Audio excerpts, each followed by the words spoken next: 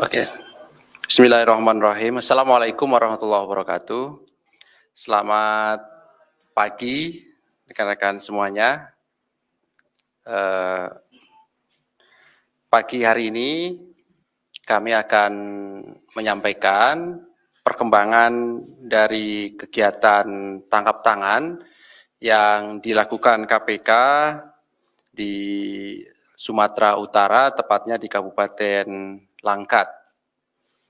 Setelah waktu 1x24 jam kegiatan tangkap tangan itu dilakukan, tadi kami telah gelar perkara dan kemudian berkesimpulan atas dari serangkaian kegiatan tangkap tangan ini, dan kemudian kami meningkatkan dari kegiatan penyelidikan tertutup dan kemudian tangkap tangan menjadi proses penyidikan gitu ya. Sehingga tentu setelah waktu 24 jam kami membutuhkan waktu untuk proses administrasi penyidikan, sehingga saat ini kami baru bisa menyampaikan ya pada masyarakat dan teman-teman semuanya dari seluruh proses rangkaian tangkap tangan dimaksud. Hadir pagi hari ini pimpinan KPK Pak Nurul Gufron dan juga Deputi Penindakan Pak Karyoto nanti akan disampaikan terkait dengan pengumuman dan juga penahanan para tersangka yang ditemukan dalam proses permintaan keterangan dan klarifikasi dari pihak-pihak yang diamankan dalam kegiatan tangkap tangan dimaksud. Setelahnya nanti kami akan tunjukkan barang bukti dari kegiatan tersebut. Baik, kami silahkan Pak Nurul Gufron untuk menyampaikan poin-poin dari perkembangan kegiatan tangkap tangan yang dilakukan oleh KPK pada hari Selasa 18 Januari 2022, dan setelahnya nanti kami silahkan teman-teman bisa bertanya lebih lanjut terkait dengan perkara ini. 3 orang penanya kami silahkan setelah seluruh poin-poin ini selesai dibacakan. Kami silahkan, Pak.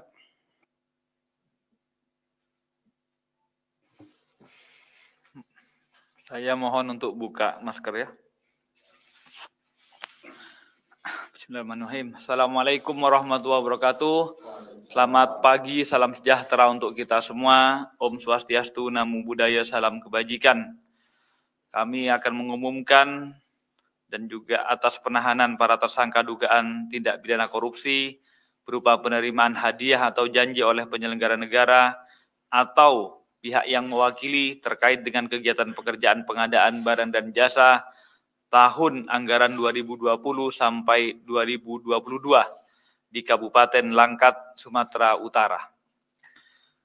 Pada hari Kamis 20 Januari 2022 ini, perlu kami sampaikan bahwa KPK telah melakukan kegiatan tangkap tangan atas dugaan tindak pidana korupsi berupa penerimaan hadiah atau janji oleh penyelenggara negara atau yang mewakilinya terkait dengan kegiatan pekerjaan pengadaan barang dan jasa dari tahun anggaran 2020 sampai dengan 2022 di Kabupaten Langkat, Sumatera Utara.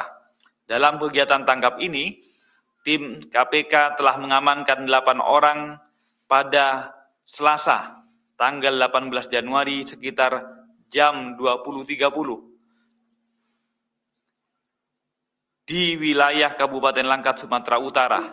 Pihak-pihak yang diamankan, pertama, Saudara TRP, Bupati Kabupaten Langkat periode 2019-2024. Kedua, Saudara SJ, PLT Kadis PUPR Kabupaten Langkat. Ketiga, Saudara DT, Kabid Bina Marga Dinas PUPR Kabupaten Langkat. Keempat, Saudara SH, Kepala Bagian Pengadaan Barang dan Jasa. Kelima, Saudara MSA, swasta kontraktor. Keenam, Saudara SC, swasta atau kontraktor. Ketujuh, Saudara MR, swasta atau kontraktor. Kedelapan, Saudara IS, swasta atau kontraktor. Kronologis kegiatan tangkap tangan ini yaitu semula sekitar pada hari Selasa 18 Januari 2022 di Kabupaten Langkat, Sumatera Utara, KPK mendapatkan informasi dari masyarakat terkait adanya dugaan penerimaan sejumlah uang oleh penyelenggara negara atau pihak yang mewakilinya, di mana diduga telah ada komunikasi dan kesepakatan sebelumnya yang akan diberikan oleh Saudara MR. Tim KPK segera bergerak dan mengikuti beberapa pihak, diantaranya Saudara MR yang melakukan penarikan sejumlah uang di salah satu bank daerah di Kabupaten Langkat, Sumatera Utara. Sedangkan Saudara MSA, Saudara SC, dan Saudara IS sebagai perwakilan dari Saudara ISK dan TRP menunggu di salah satu kedai kopi. Saudara MR kemudian menemui Saudara MSA, Saudara SC, dan Saudara IS di kedai kopi tersebut dan langsung menyerahkan uang tunai. Tim KPK langsung melakukan penangkapan dan mengamankan Saudara MR, MSA, SC, dan IS berikut uang ke Polres Binjai. Kemudian tim KPK menuju ke rumah kediaman pribadi Saudara TRP untuk mengamankan TRP dan ISK. Namun saat tiba di lokasi, diperoleh informasi bahwa keberadaan TRP dan ISK sudah tidak ada dan diduga sengaja menghindar dari kejaran tim KPK.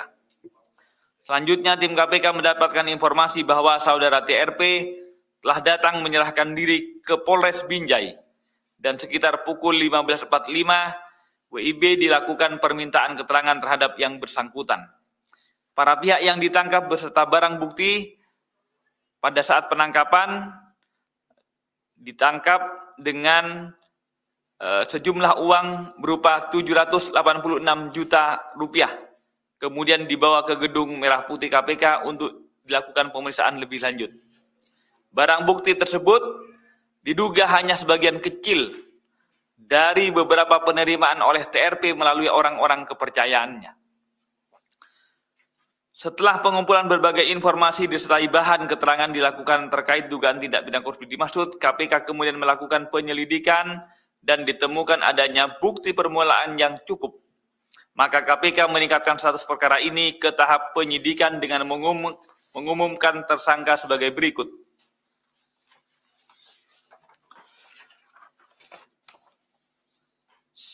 Pemberi, Saudara MR dari pihak swasta. Penerima, Saudara TRP, Bupati Kabupaten Langkat periode 2019-2024. Kedua, Saudara ISK, Kepala Desa Balai Kasih. Ketiga, Saudara MSA, swasta kontraktor. 4, Saudara SC, swasta kontraktor. Kelima, Saudara IS, swasta kontraktor. Konstruksi perkara diduga telah terjadi rangkaian kegiatan yang diduga merupakan tindak pidana korupsi sebagai berikut, yaitu sekitar tahun 2020 hingga saat ini 2022 pada saat tertangkap, Saudara Saudara tersangka TRP, Bupati Kabupaten Langkat periode 2019-2024, bersama dengan saudara TSK yang adalah saudara kandung dari saudara TRP diduga melakukan pengaturan dalam pelaksanaan paket proyek pekerjaan infrastruktur di Kabupaten Langkat. Dalam melakukan pengaturan ini, saudara TRP memerintahkan saudara SJ selaku PLT Kadis PUPR Kabupaten Langkat dan SH selaku Kepala Bagian Pengadaan Barang dan Jasa untuk berkoordinasi aktif dengan saudara saudara ISK sebagai representasi dari saudara TRP dengan pemilihan pihak rekanan mana saja yang akan ditunjuk sebagai pemenang paket-paket pekerjaan proyek di Dinas PUPR dan Dinas Pendidikan. Agar bisa menjadi pemenang paket proyek pekerjaan, diduga ada permintaan persentase fee oleh saudara TRP melalui saudara ISK dengan nilai persentase 15% dari nilai proyek untuk paket pekerjaan melalui tahapan lelang dan untuk paket proyek yang dengan paket penunjukan langsung persentasenya 16,5%. Jadi untuk yang melalui lelang itu 15%, untuk yang melalui PL penunjukan langsung persentasenya 16,5%.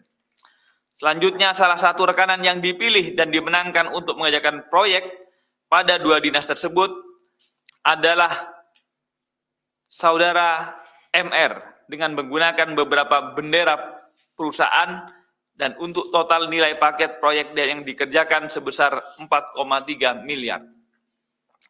Selain dikerjakan oleh pihak rekanan, ada juga beberapa proyek yang dikerjakan oleh saudara TRP melalui perusahaan milik ISK sendiri. Pemberian fee oleh saudara tersangka MR diduga dilakukan secara tunai dengan jumlah sekitar 786 juta yang diterima melalui perantara tersangka MSA, tersangka SC, dan tersangka IS untuk kemudian diberikan kepada tersangka ISK dan diteruskan lagi kepada saudara tersangka TRP. Diduga dalam penerimaan sampai dengan pengelolaan uang fee dimaksud dari berbagai proyek di Kabupaten Langkat, saudara tersangka TRP menggunakan orang-orang kepercayaannya dimaksud yaitu saudara tersangka ISK, saudara tersangka MSA, saudara tersangka SC, dan saudara tersangka IS. Diduga pula ada banyak penerimaan lain yang oleh saudara tersangka TRP melalui saudara tersangka IS dari berbagai rekanan dan hal ini masih dalam proses pendalaman oleh tim penyidik KPK. Jadi apa yang kami tangkap dan kemudian mendapatkan barang bukti berupa 786 juta dimaksud itu adalah sebagian kecil. Karena paket-paketnya masih ada beberapa yang lain dari saudara tersangka pemberi yang baru kami tangkap ini. Dimungkinkan polanya akan sama. Atas perbuatannya tersebut, para tersangka disangkakan melanggar pasal pertama, saudara tersangka MR selaku pemberi, ini baru satu pemberi ya, disangkakan melanggar pasal 5 ayat 1 huruf A atau pasal 5 ayat 1 huruf B atau pasal 13 Undang-Undang Republik Indonesia nomor 31 tahun 99 tentang pemberantasan tindak pidana korupsi sebagaimana telah dirubah dengan Undang-Undang nomor 20 2001 tentang perubahan atas Undang-Undang 3199 tentang pemberantasan tindak pidana korupsi. Itu dari pemberi. Kedua, tersangka TRP, ISK, MSA, SC, dan IS selaku penerima disangkakan melanggar pasal 12 huruf A atau pasal 12 huruf B atau pasal 11 Undang-Undang 3199 Jungto 20 2001 tentang perubahan atas Undang-Undang 3199 tentang pemberantasan tindak pidana korupsi, Jungto pasal 55 ayat 1 ke 1 KUHP, Jungto pasal 65 ayat 1 KUHP. Untuk proses penyidikan dilakukan upaya paksa penahanan oleh tim penyidik bagi tersangka untuk 20 hari pertama, terhitung mulai tanggal 19 Januari 2022 sampai dengan 7 Februari 2022 di rutan KPK. Pertama, saudara TRP ditahan di rutan KPK pada Pomdam Jaya Guntur. Kedua, saudara SC ditahan di rutan KPK pada Pomdam Jaya Guntur. Saudara MSA ditahan di rutan Polres Metro Jakarta Pusat. Keempat, saudara IS ditahan di rutan Polres Jakarta Timur. 6, saudara MR ditahan di rutan KPK Gedung Merah Putih. KPK mendapatkan informasi bahwa atas bantuan pihak kepolisian daerah Sumatera Utara, karena sampai saat ini tersangka ISK belum berada di ruang atau di gedung KPK ini, tapi kami sudah mendapatkan informasi bahwa saudara tersangka ISK saat ini telah juga diamankan oleh tim dan segera dibawa ke Polres Binjai untuk pemerintahan keterangan. Jadi masih di Binjai, belum dibawa ke Jakarta. KPK sekali lagi berterima kasih kepada para pihak, termasuk dan khususnya kepada Kepolisian Daerah Sumatera Utara yang telah turut membantu dalam rangkaian kegiatan tangkap tangan ini. KPK prihatin dengan masih banyaknya tindak pidana korupsi, terlebih melibatkan pejabat publik dalam sebagai penyelenggara negara yang memegang tampuk amanah rakyat, bermufakat jahat dengan pihak-pihak tertentu untuk memperkaya dirinya maupun orang lain dengan cara-cara yang tidak jujur. APBD setempat yang semestinya pro rakyat, tapi kemudian digunakan dengan niatan untuk memperkaya diri. KPK juga mengimbau kepada perbankan ataupun pihak-pihak jasa keuangan lainnya, jika menemui atau melayani transaksi keuangan yang mencurigakan atau patut diduga ada indikasi tindak pidana korupsi, yaitu contohnya adalah penarikan dalam jumlah yang besar, agar dapatnya menyampaikan kepada KPK ataupun aparat penegak hukum lainnya. KPK berharap dari rentetan kegiatan tangkap tangan pada beberapa pekan terakhir ini, karena sudah ini yang keempat di bulan Januari, ketiga di bulan Januari, masih 1 bulan sudah 3 kali, kami berharap ini tidak akan terjadi kembali. Dan karenanya kami berharap penangkapan demi penangkapan ini memberikan efek jerah sekaligus pembelajaran bagi masyarakat agar tidak melakukan lagi korupsi, agar jerah dan takut untuk melakukan korupsi. Sehingga kita berharap Indonesia bisa benar-benar bebas dari korupsi. Demikian yang dapat kami sampaikan. Saya kembalikan ke Mas Ali Fikri. Wassalamualaikum warahmatullahi wabarakatuh. Selamat pagi. Sebelum sebentar Mas Mara ya, sebelumnya ya. Baik, terima kasih Pak Nur Gufron yang telah menyampaikan poin-poin dari kegiatan tangkap tangan. Pada prinsipnya bahwa KPK menetapkan 6 orang sebagai tersangka dan pagi hari ini 5 orang telah dilakukan penahanan, 1 sudah ditangkap dan diamankan di Polres Binjai. Tentu besok rencananya akan dibawa ke Jakarta. Berikutnya kami tunjukkan barang bukti dari kegiatan tangkap tangan ini.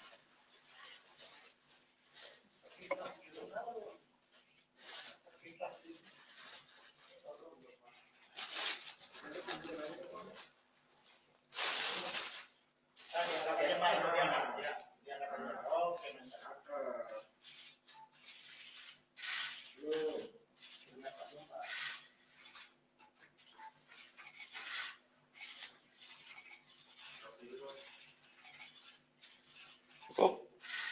Oke, cukup ya. Cukup ya? Terima kasih. Ya.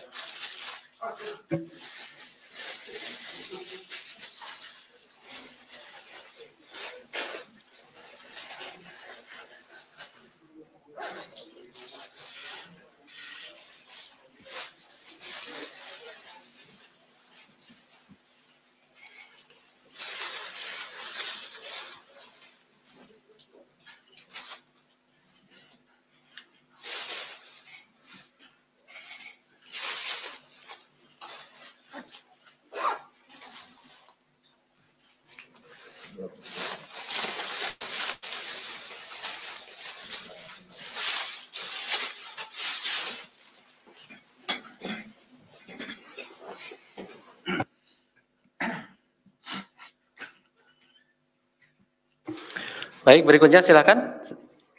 Satu, di tengah. Dua, ada lagi? Dua dulu ya. Oke, dua dulu. Silakan, Mas Mario.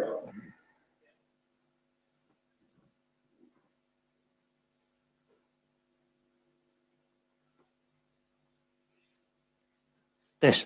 Ya, terima kasih. Selamat dini hari, Pak Gufron, Pak Deputi, Pak Mas Ali. Yang saya mau tanyakan nih pertama, ini ada hal yang menarik. Selama ini KPK melakukan koordinasi dengan aparat penegak hukum, baru kali ini kayaknya informasi ada sedikit kebocoran. Apakah KPK, kalau saja ini Bupati nggak nyerahin diri gimana? Bisa jadi Harun Masiku kesekian. Apakah itu dibutuhkan koordinasi kemudian untuk mencari dari mana kebocoran sehingga ketika nyampe ke rumahnya si terbit tenggelam ini dia udah nggak ada. Ini baru pertama dari serangkaian operasi dan koordinasi itu baru di Polsek ini terjadi seperti itu. Kedua, ini tadi Pak Gufron menyatakan bahwa ini bagian terkecil dari barang bukti. Dan kemudian di sini ada Kepala Dinas PUPR, Bina Marga, dan ada pendidikan. Itu uang 780 dari proyek yang mana? Apakah itu dari pendidikan atau dari PUPR? Dan yang menariknya lagi kemudian, kalau ini berlangsung dari tahun hampir 2 tahun dikatakan tadi, ini cukup menarik kalau dikonversi dengan harta kekayaan Pak beliau ini. Artinya bos di belakang ini termasuk 10 besar orang bupati yang cukup dianggap kaya. Apakah akan dilakukan aset tracing terhadap aset-aset beliau yang diduga mungkin KPK memiliki bukti-bukti? Ini ada semacam, ya ini kan dia main bersaudara lah dengan abangnya atau siapanya. Dan KPK lingkaran itu saja atau memang ada saudaranya misalkan di luar sana, misalkan di DPRD-nya ada kongsi. Nggak mungkin hanya eksekutif saja saya rasa untuk hal-hal yang ini kan modusnya sangat ya model lama lah. Ini kan triknya cuma gitu. Tapi bagaimana indikasi ke depannya itu KPK apakah sudah ada bukti untuk mendalami keterlibatan legislatif misalnya? Ya 3 pertanyaan itu Pak Gufron, Pak Deputi. Terima kasih. Terima kasih Mas Mario. Sebelah kiri saya, silakan Mas sebutkan.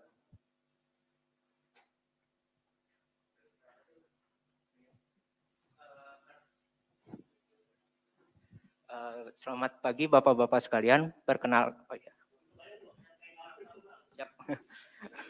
Pak. Perkenalkan saya Muhammad Aulia dari berita1.com. Ingin menanyakan satu hal saja Pak. Terkait dengan gencar OTT di awal tahun ini, apakah ada kaitannya dengan gara-gara penyadapan yang sudah tidak perlu lagi izin dari Dewan Pengawas ya Pak? Kurang lebih itu Pak. Terima kasih.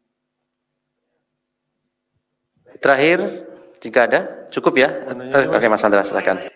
Ini Mas, kan dari kemarin nangkapnya Golkar, dari kemarin juga KPK juga udah dituding bahwa sedang mengincar Golkar.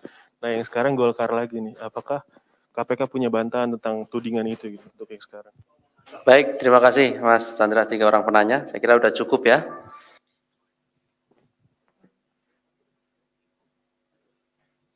Silakan Pak Karyoto dulu hal-hal yang secara teknis bisa dijelaskan, nanti lebihnya saya. Terima kasih. Selamat pagi rekan-rekan semua yang menunggu dengan sabar.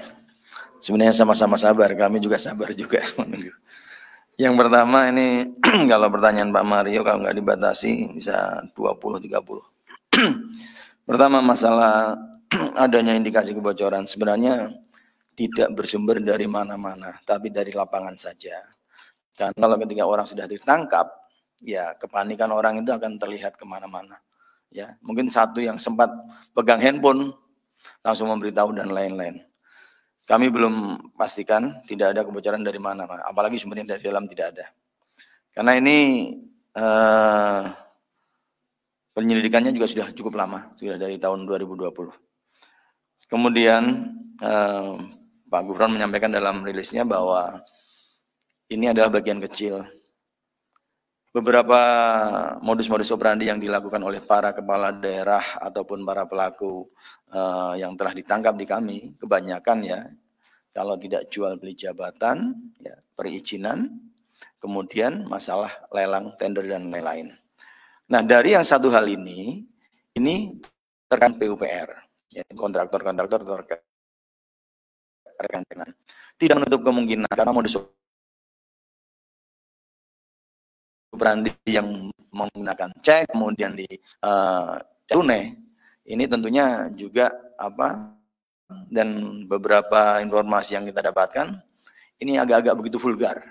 Apakah karena jauh dari pantauan KPK atau apa, tapi nyatanya juga ditangkap oleh KPK. Nah ini nanti akan kita teliti keterkaitan misalnya dengan pengambilan-pengambilan itu apakah ada cek-cek yang lain yang telah dicairkan oleh orang-orang yang ada dalam keterlibatan pada saat ini. Kemudian sebagai kewajiban kita di sini KPK untuk melakukan penyidikan lebih lanjut akan dilihat lagi nanti apakah dari hulu ke hilir atau hilir ke hulu. Nanti dengan berbagai macam cara penyidik akan punya cara-cara itu.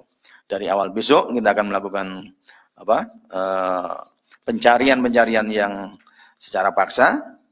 Kemudian dikaitkan juga dengan profil tersangka ini melalui LHKPN-nya bagaimana, dan mungkin juga akan adanya pengaduan-pengaduan masyarakat lain yang nanti akan kita cek ke PLPM apakah ada, sehingga ini akan menjadikan sebuah penelusuran secara tadi baik dari hulu ke hilir maupun hilir ke hulu. Kemudian menyangkut masalah kroni, ini sekaligus menjawab dari Pak Mario, ya dimungkinkan saja nanti yang baru nampak ini baru satu.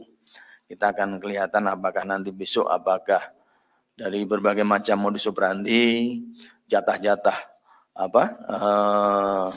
proyek-proyek apakah ada, tentunya akan kita gali dari kesaksian maupun beberapa saksi-saksi yang sudah kita dapatkan, dan kemungkinan pada saat upaya-upaya pencarian dengan cara-cara tertentu nanti kalau memang itu akan berkembang ya kita akan kembangkan baik dari sisi proyek, baik dari sisi para pelaku-pelaku yang terlibat. Nah, kembali ini Pak Mario selalu nanya masalah legislatif. Ini masih prematur ya kalau sekarang. Nanti kita lihat saja apakah ada keterlibatan itu berdasarkan alat bukti yang kita temukan. Kemudian masalah OTT, saya rasa ada izin atau tidak ada izin nggak ada masalah ya. Ini kita lebih teliti ya, karena Dewas juga di sana diawaki oleh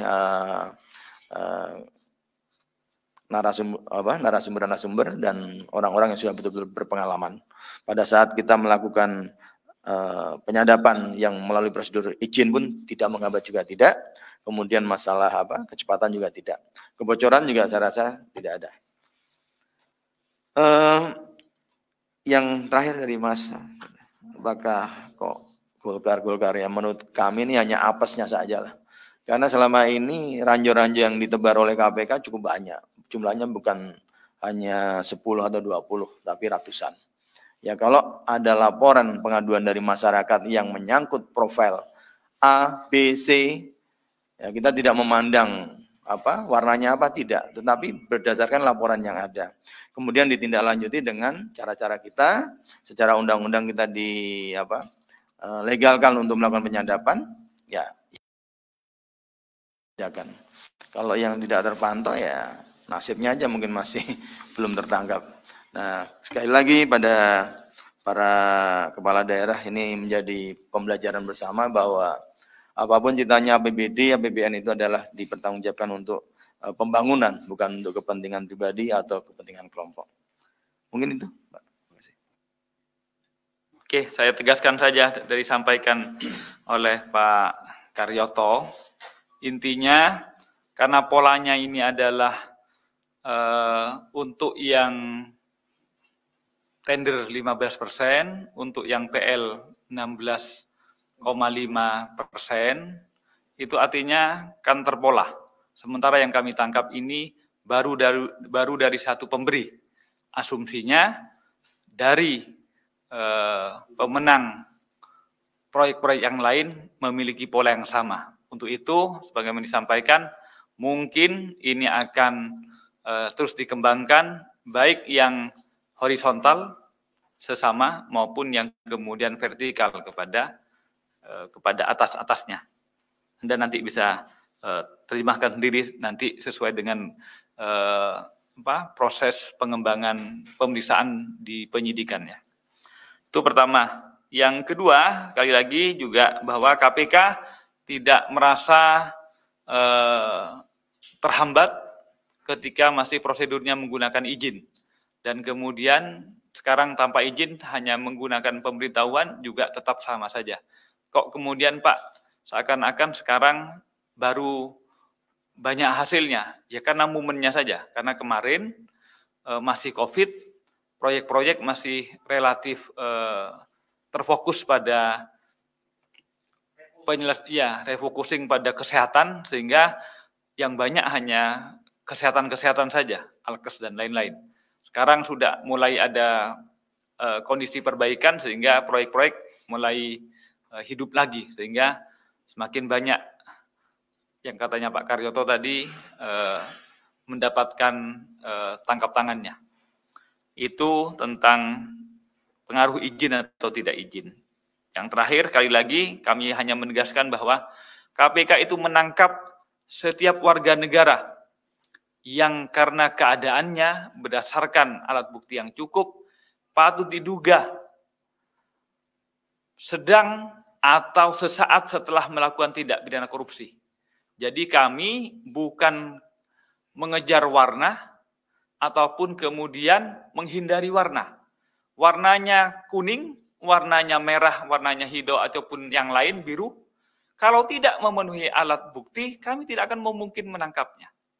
Sebaliknya, warnanya tidak warna tertentu, tapi kalau memenuhi alat bukti, tentu kami akan melakukan proses hukum. Begitu. Jadi di hadapan kami tidak ada warna, di hadapan KPK semuanya adalah berdasarkan syarat dan ketentuan, dan tentu kami akan melakukan prosedurnya berdasarkan ketentuan peraturan perundang-undangan. Di hadapan kami adalah sama. Terima kasih. Terima kasih. Cukup ya? Baik, saya kira cukup ya teman-teman semuanya terkait dengan perkara ini. Saya kira cukup Mas Mario terkait perkara ini. Kita masih ada agenda lain nanti. Terima kasih atas kehadiran dari rekan-rekan semuanya. Terima kasih kehadiran Pak Nur Gufron, Pak Karyoto pada pagi hari ini. Kami tutup. Assalamualaikum warahmatullahi wabarakatuh.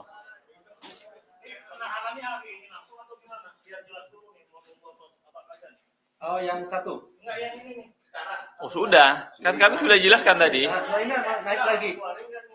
Oh, nanti Akan naik lagi. kelihatannya mau naik lagi sebentar nanti. Oh,